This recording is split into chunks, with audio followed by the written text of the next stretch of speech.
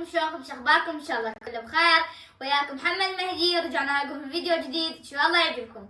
حبايبي المتابعين، اليوم راح سلسلة هذه أسئلة الصف السادس الابتدائي.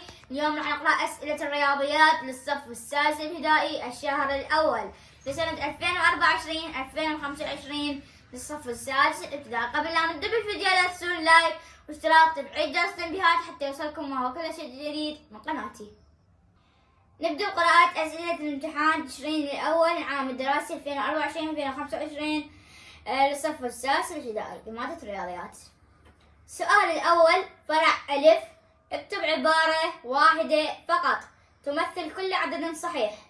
سالب 5000 سالب 5000 وعندنا موجب 200. نسوي لهم عبارة كل وحدة عبارة خاصة بهم تمثل كل عدد صحيح. أريدكم تجاوبون عليه على مود تاخذون درجة كاملة بالامتحان. السؤال الأول فرع باء، سجلت درجة الحرارة التالية 6 سالب 9 8 سالب 5 1 في 5 مدن مختلفة في العالم. مثل الأعداد على مستقيم الأعداد، ثم حدد العدد الأكبر والأصغر ثم رتبهما ترتيبا تنازليا. أعيد قراءة المسألة. السؤال الأول باء، سجلت درجة الحرارة التالية 6 سالب 9 8 سالب 5 1 في 5 مدن مختلفة من العالم.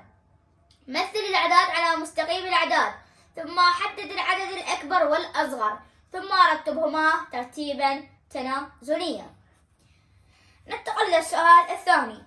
نزل غواص مسافة 18 متر. كلمة نزل 18 متر تحت سطح الماء، فشاهد سمكة قرش تبعد عنه مسافة 7 أمتار إلى الأعلى.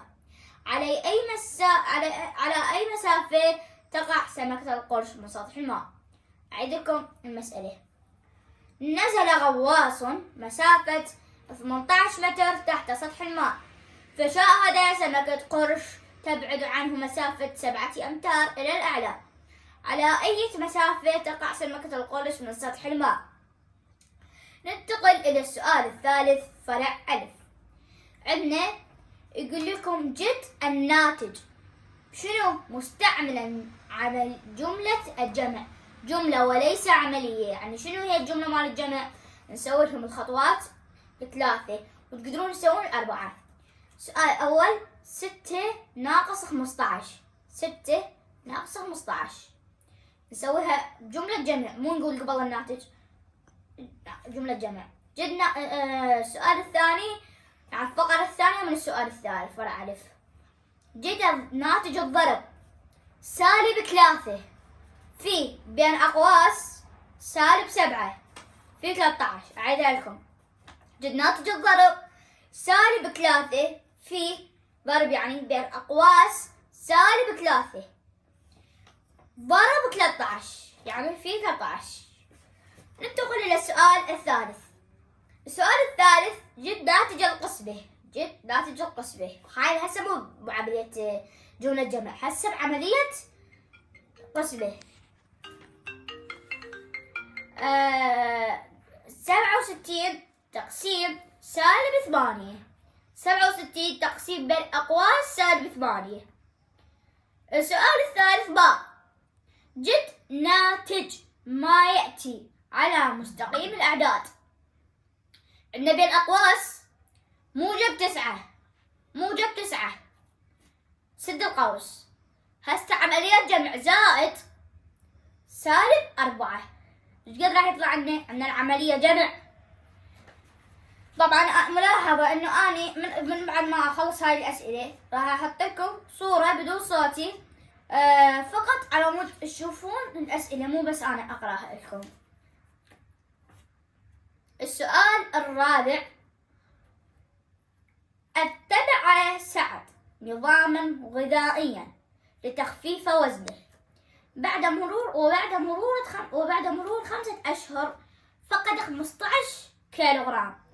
كم كيلوغرام فقد سعد؟ احنا سعد ما ندري ايش قد وزنه، يعني شنو فقد سعد من وزنه في الشهر الواحد. إذا كان يفقد العدد نفسه من الكيلوغرامات كل شهر، إيش قد وزن هذا سعد بالبداية؟ بعد تو تعرفون. أعيد لكم المسألة. سؤال رابع: اتبع سعد نظاما غذائيا لتخفيف وزنه، وبعد مرور 5 أشهر فقد 15 كيلوغرام. فقد 15 كيلوغرام. كم كيلوغراما فقد سعد من وزنه في الشهر الواحد إذا كان يفقد العدد نفسه من الكيلوغرامات في كل شهر؟ مع تمنياتي لكم بالتوفيق. هسه راح تشوفون الأسئلة موضحة لكم.